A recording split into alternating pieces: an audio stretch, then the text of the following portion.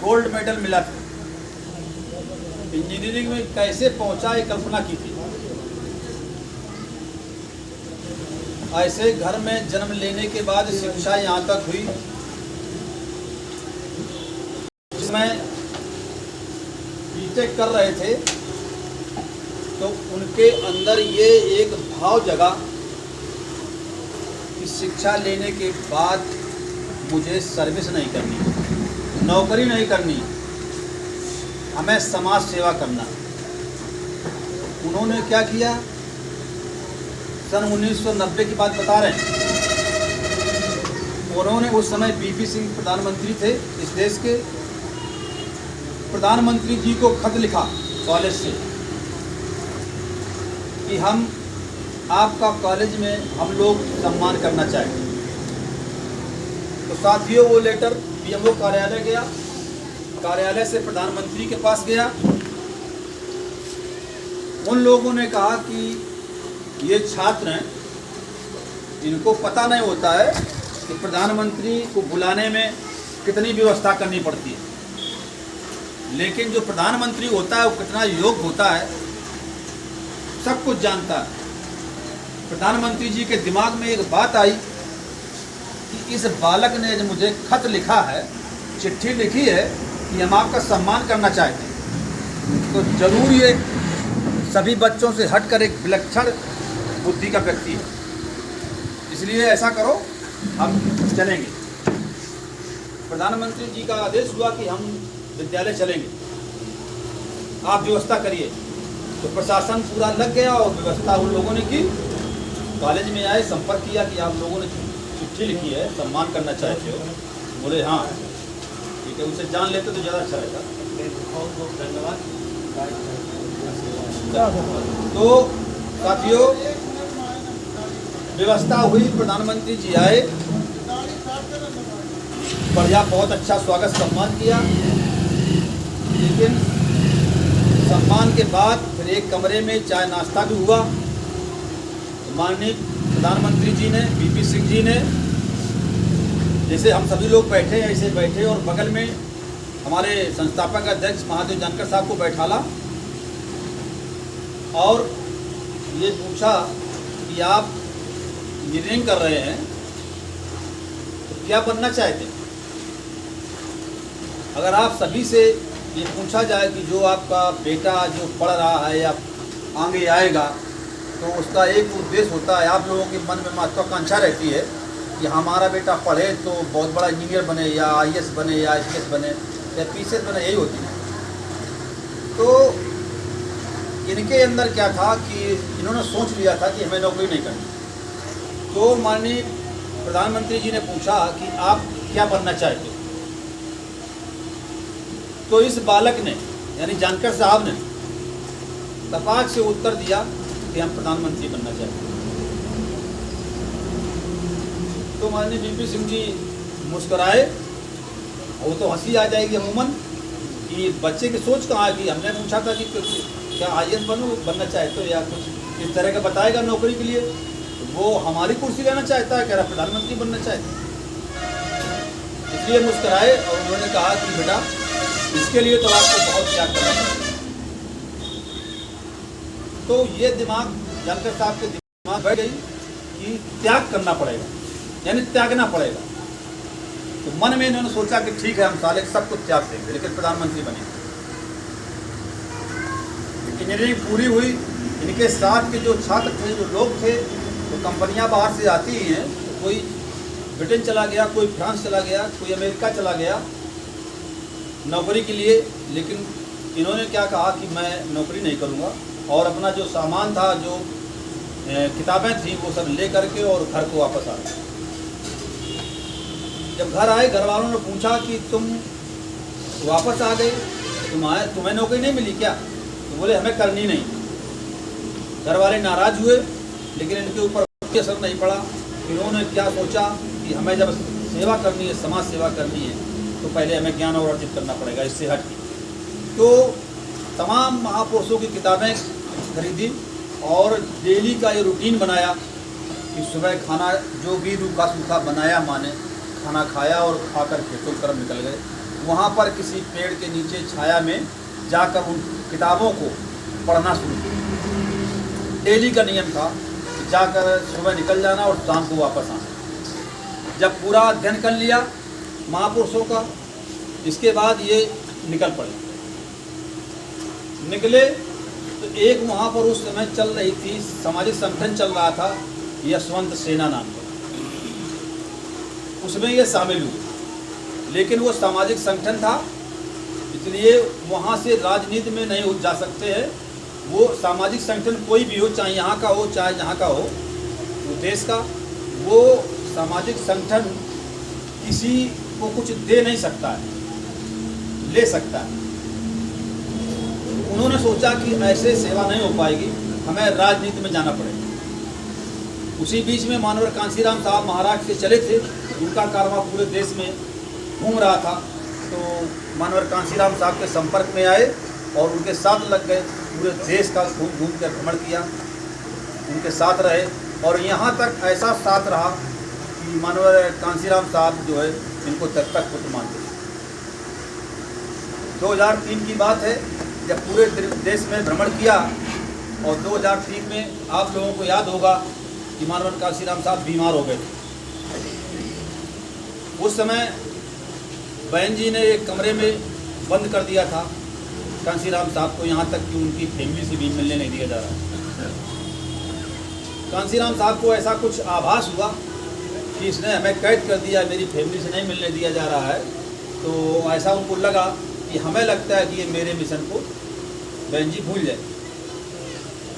अच्छा, उनके परिवार से बहन जी किस लिए नहीं मिलने देती थी, हमारा अनुमान है, बाकी ये कहीं लिखा पढ़ी में कुछ भी नहीं है, कि कांसीराम साहब ने भी घर द्वार छोड़ दिया था, घर वापस गए नहीं थे, शादी की नहीं थी, फैमिली से कोई मतलब नहीं था, इसलिए उन्होंने मिलने न दिया हो शायद। तो उसी बीच में जानकर साहब ने कहा, साहब हम चाहते हैं कि हमको महाराष्ट्र का प्रदेश अध्यक्ष बना दिया। तो कांसीराम साहब ने कहा कि देखिए जानकर साहब, अब हम तो ऐसी जगह पे लेटे हैं कि हमारी फैमिली से मिलने नहीं दिया जा रहा है और मेरी कोई बात वो मानने के तैयार नहीं, तो हम कुछ नहीं कर सकते और हमें लगता है कि ये मेरे मिशन को आगे भूल जाएगी। और ऐसा हुआ भी। तो हमें आपके ऊपर विश्वास है, हमने आपको माना है, आप योग्य हो, कर्मठशील हो, संघर्षशील हो। आप एक काम करिए कि एक पार्टी बना लो, पार्टी गठन कर लो और मेरे मिशन को आगे चलाते रहे। तो जानकर साहब ने कहा कि साहब मेरे पास तो रजिस्ट्रेशन तक का पैसा नहीं है और पार्टी कैसे चलाएंगे। वो बोले रजिस्ट्रेशन मैं करा देता हूँ, आगे आप संघर्ष करिएगा। हम कैसे चले थे, मेरे पास ही पैसा नहीं था, तो हम पैदल चलना शुरू किया था, साइकिल चलना शुरू किया था, जैसा कि आप लोगों ने देखा होगा या सुना होगा कांसीराम के बारे में। तो एक व्यक्ति को, एक व्यापारी था, उसको भेजा और जानकर साहब को दिया कि आप जाओ साथ में इसका रजिस्ट्रेशन करो। ऐसे 2003 में पार्टी का रजिस्ट्रेशन हुआ और साहब जो है महाराष्ट्र के लिए निकले। महाराष्ट्र राज्य में पार्टी का विस्तार करने के लिए जिसके जेब में 10 रुपये नहीं होंगे तो वो बाहर निकलने के लिए क्या सोचेगा, कैसे हम जाएंगे। तो अपना पैदल चले, जहाँ रोड मिला तो ऑटो रिक्शा कर लिया, गांव पहुंच गए। गांव में 4-6 लोग जिससे आज आए ऐसे बैठे और अपनी बात बताई कि भैया एक पार्टी बनाई मैंने और ये विचारधारा है, हम ऐसी सेवा करना चाहते हैं। तो लोग जुड़े, लेकिन जिस चौराहे से वो आते थे घर से निकलकर, उस चौराहे पर ऑटो वालों ने सोचा कि ये व्यक्ति रोज आता है और ऑटो से कहीं इस गांव कहीं उस गांव जाता है, आखिर बात क्या है। तो उन्होंने जानकारी ली। तो जानकर साहब ने बताया कि ऐसी ऐसी बात है, मेरे जेब में पैसा नहीं है, लेकिन हम पार्टी को आगे ले जाना चाहते हैं। हम ये दबे कुचले लोग हैं जो उपेक्षित हैं, जो मजदूर हैं, किसान हैं, हम इनको आगे ले जाना चाहते हैं। इनके हिस्से के लिए, हक के लिए मैं लड़ाई लड़ रहा हूँ। तो ऑटो वाले कोई धनाढ़ व्यापारी नहीं होते हैं। उन लोगों ने सोचा यार जब इनके पास पैसा नहीं है इतना, तो हम लोग क्या करते हैं कि थोड़ा इनका सहयोग किया। तो यूनियन में बात की, बात करके निर्णय ये लिया उन लोगों ने कि एक एक दिन इस व्यक्ति को देते हैं कि सोमवार का दिन फौजी भैया देंगे, गाड़ी ऑटो लगाएंगे और 1 रुपया साहब से नहीं लेंगे। जहाँ जिस गांव ले जाएंगे वहाँ जाएंगे और उनको वहीं पर छोड़ेंगे, दिन भर जहाँ लेगा। ऐसा निर्णय लिया और यही सालों चला। उन लोगों को धन्यवाद देंगे जिन उन लोगों ने इतना सहयोग किया। ऐसे पार्टी को आगे बढ़ाकर कारवां बढ़ा। और आपको बता दें 2009 में अपने इसी झंडे और डंडे से एक विधायक बनाकर विधानसभा भेजने का काम राष्ट्रीय अध्यक्ष ने किया। इसके बाद उसी हिसाब से चलते रहे, कारवां बढ़ता गया और बढ़ते बढ़ते 2014 में एनडीए से अलायंस हुआ, जिसमें 4 विधायक बने, जीते और साहब को कैबिनेट मंत्री बनाया गया, 1 राज्य मंत्री बनाया गया। साथियों, आज महाराष्ट्र में 51 दिन की यात्रा चल रही है 13 तारीख से, 13 जुलाई से, और ये यात्रा 29 तारीख को 29 अगस्त को पार्टी के स्थापना दिवस पर पुणे में समापन होगा, जहां लाखों की संख्या में लोग इकट्ठा होंगे। क्योंकि पार्टी का संगठन 13 राज्य में चल रहा है। पार्टी सपा बसपा से बड़ी है, लेकिन उत्तर प्रदेश के लिए नई है, 3-4 साल हुए हैं।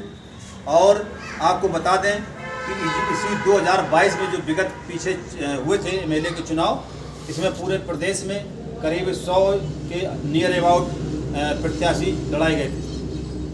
पहला चुनाव था, रिजल्ट तो आना ही नहीं था, लेकिन जनता का भरपूर सहयोग मिला और अच्छा लगा। और इस लोकसभा चुनाव में भी ज़्यादा से ज़्यादा प्रत्याशी उतारने का हम लोग प्लानिंग कर रहे हैं और आप सबके सहयोग भी ले रहे हैं कि क्योंकि जो प्रत्याशी आएगा वो आप सबके बीच से ही तो आएगा, तो ऊपर से थोड़ा टपकेगा। साथियों, हम ये चाहते हैं कि इस एक एक करके जो है बूंद बूंद डाल करके घड़ा जैसे भरता है, उसी तरीके से आज 10 लोग इकट्ठा हुए हैं, कल 100 होंगे, परसों 500 होंगे। जो कांसीराम साहब चले थे उसी पैटर्न पर, उसी विचारधारा पर जानकर साहब चल रहे।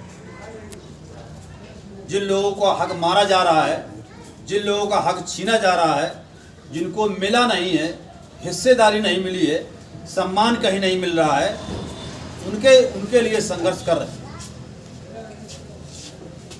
साथियों, पार्टी का गठन करने के पहले जब माननीय कांसीराम साहब के साथ में आए थे, तब उन्होंने 1994 में, अब आते हैं यहाँ, इनको भी सम्मिलित करते हैं। बहुत कम लोग, हमें लगता है यहाँ हो सकता है एक, जैसे आप जानते पढ़े लिखे, 1-2 लोग जानते होंगे कि अहिल्याबाई होलकर कौन थी सन 90 के दशक में। कोई नहीं जानता, हम नहीं जाने। हम 2000 के आसपास जब कानपुर पहुँचे और कानपुर में जब सम्मेलन वगैरह जाने लगे थे, तब हम जान पाते अहिल्याबाई को। यदि कानपुर न जाते तो गाँव में पता नहीं चलता। तो साथियों, आपको बता दें, जब महापुरुषों को पढ़ा तब उन्होंने जाना कि अहिल्याबाई होलकर कौन है। तो उन्होंने 31 मई को इनका जन्मदिन हुआ था, जयंती मनाई जाती है 31 मई को। ये भी सतारा डिस्ट्रिक्ट, अहमदनगर डिस्ट्रिक्ट जहाँ शिरडी है, उस ज़िले में इनका चौंडी गांव है। उस गांव में लाखों की संख्या एकत्रित करके जानकर साहब ने संकल्प लिया था सबके सामने कि साथियों, आज के बाद मैं कभी घर वापस नहीं जाऊंगा। जीवन में अब मैं कभी शादी नहीं करूंगा। परिवार से किसी से कोई संबंध नहीं रखूंगा। अपने नाम से कभी कोई घर नहीं बनाऊंगा।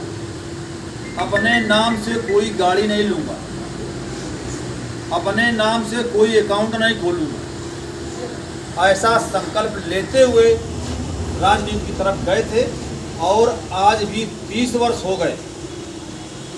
उसी संकल्पना के साथ आज भी अनवरत वही यात्रा जारी है कि 365 दिन 24 घंटे दिन और रात बराबर सिर्फ और सिर्फ समाज की सेवा।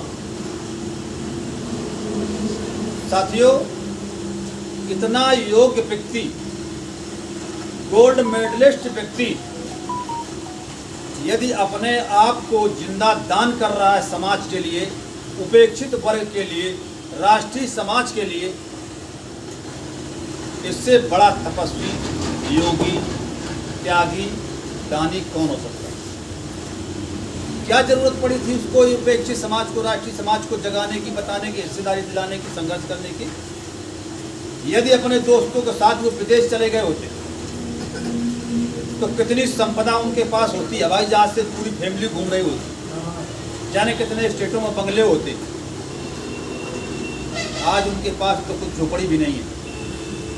आप देखेंगे कि एक राष्ट्रीय अध्यक्ष, इतना बड़ा लीडर जिसके 13 स्टेटों में 13 राज्यों में पार्टी चल रही हो, और एक सिंपल से इतनी बड़ी अटैची है, सब पूरा घर वही है, वही परिवार है, और आपके बीच में बैठेंगे, रूखा सूखा खाना खाएंगे,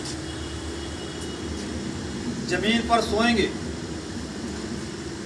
भले ही सरकार उनको देती है, प्रोटोकॉल मिलता है, पुलिस आती है, सुरक्षा मिलती है, लेकिन वो सब वापस कर देते हैं। यहाँ आएंगे, अगर आप यहाँ बुलाया कानपुर देहात में, हम बल्ली के यहाँ जाना चाहते हैं, तो यहाँ आएंगे, सर्किट हाउस नहीं रुकेंगे, बोल देंगे आप वापस जाइए, सुबह आना, जब में निकलेंगे तब आना वापस। इसके बाद यहीं खाएंगे, चूल्हे का भोजन खाएंगे, दिन भर बैठेंगे और आपसे बोलेंगे जितने लोग आ सकते हो छत से बुला लो, मुलाकात करेंगे, बात करेंगे। उनका मानना है कि यदि हम सर्किट हाउस रुकते हैं तो कितने लोग सर्किट हाउस हमसे मिलने जाएंगे। जो पदाधिकारी बड़े बड़े हैं जा सकते हैं वही जाएंगे, लेकिन आम आदमी तो नहीं जाएगा ना। लेकिन यहाँ अगर रुके हैं और क्षेत्र में ये चर्चा हो जाए कि राष्ट्रीय समाज पार्टी के राष्ट्रीय अध्यक्ष महादेव जानकर साहब आए और डॉक्टर साहब के यहाँ निवास कर रहे हैं आज रात में, तो बहुत लोग सोचेंगे कि रात में मिलेंगे, नहीं तो सुबह जल्दी चलेंगे, मुलाकात करेंगे तो दिल के तार दिल से जुड़ेंगे, उनकी बातों को, उनको विचारों को सुनेंगे, जानेंगे, ये मानना है। साथियों, हम ये आह्वान करते हैं सभी से कि एक राजनीतिक दल है, ये किसी एक विशेष जाति का कोई भी राजनीतिक दल नहीं होता है।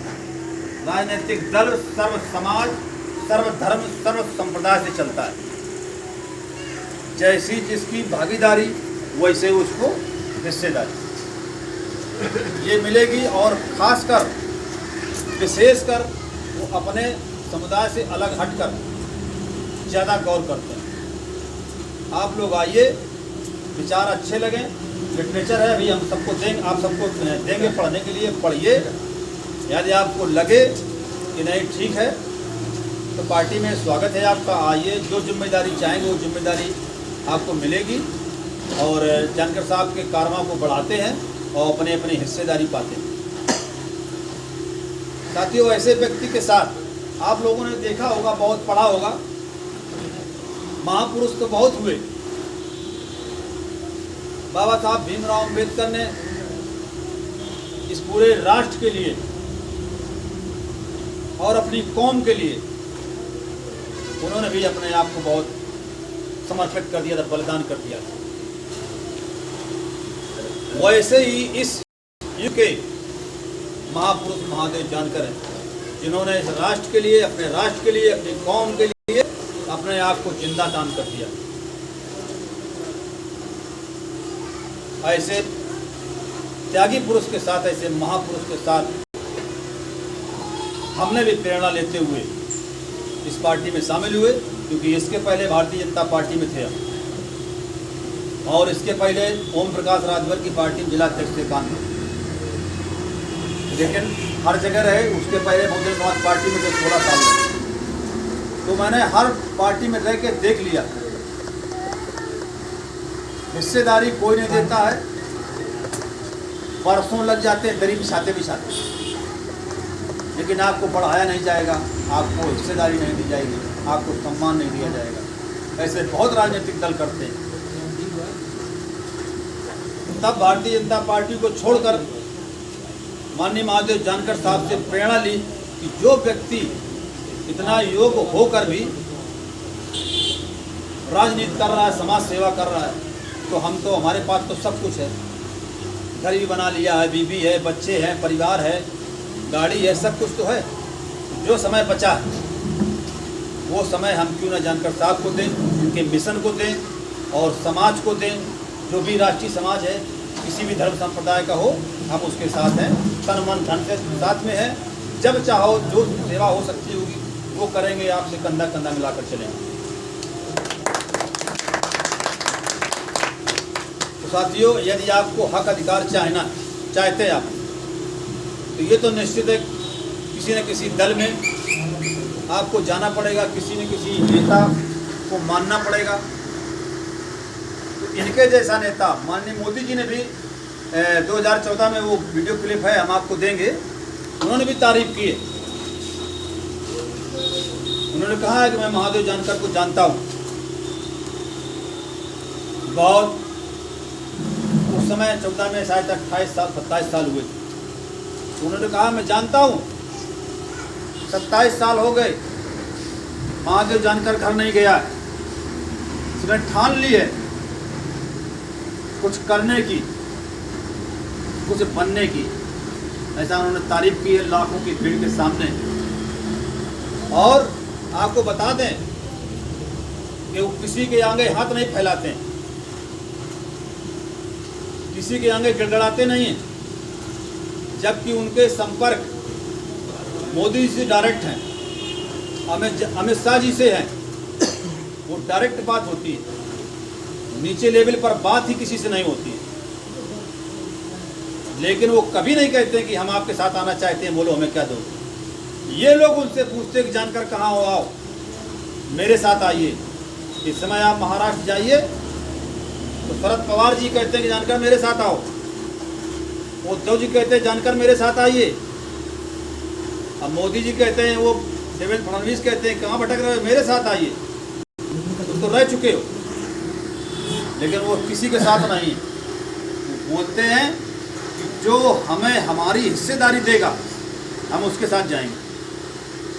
पहले ये बताओ हमें दोगे क्या, तो हम बैठेंगे। अभी आपने देखा होगा कि एक इंडिया बनाया है विपक्ष ने, और इनका इंडिया बना पहले से। तो इन लोगों ने बेंगलोर में एक ही दिन बैठक की थी, तो हमें लगता है शायद 26 दल इंडिया के साथ थे, 36। और उसमें कितने थे? 24 इंडिया में। इसमें कम थे, इंडिया में कम थे, उसमें ज़्यादा थे। नहीं। अरे हाँ, इसे इंडिया में ज़्यादा है, एनडीए में ज़्यादा। तो इंडिया में कम है। उसमें जो है एनडीए ने क्या किया था, क्योंकि एनडीए के साथ राष्ट्रीय समाज पार्टी, बताया नहीं कि 2014 में अलायंस था और 19 तक रहा। इन लोगों ने अपनी लिस्ट में राष्ट्रीय समाज पार्टी का नाम डाल दिया। जानकर साहब को आमंत्रित किया था, लेकिन ये गए नहीं।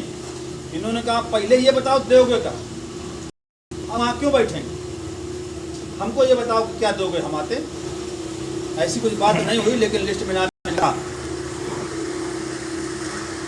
ये निश्चित है कि किसी न किसी के साथ हो सकता है अलायंस होगा, लेकिन नहीं होता है तो भी पार्टी अपनी ताकत से वहाँ महाराष्ट्र में चुनाव लड़ेगी और जानकर साहब जीत कर आएंगे, संसद में पहुँचेंगे। तो हम ये चाहते हैं, पुनः फिर आप सबका हार्दिक स्वागत बंधन करते हुए, कि जो भी व्यक्ति पार्टी में